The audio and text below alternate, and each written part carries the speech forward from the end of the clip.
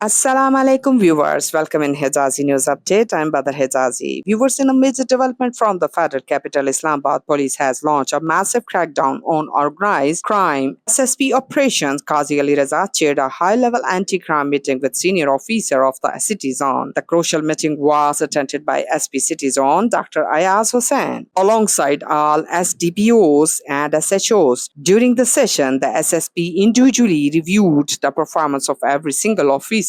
He issued strict orders to launch aggressive operations against active gangs involved in motorcycle theft and street robberies. A zero tolerance policy has also been declared against repeat offenders and proclaimed criminals. Furthermore, the SSP emphasized the critical needs for rapid response times. It directed all officers to ensure immediate action on 1-5 emergency calls to resolve citizen complaints without delay. In a strong push toward community policing, the SSP made it clear that misbehavior will not be tolerated. He strictly ordered all police station staff to treat visiting citizens with utmost respect and politeness. SSP Qazi Ali Raza warned that public safety remains the top priority and no negligence in duty will be accepted.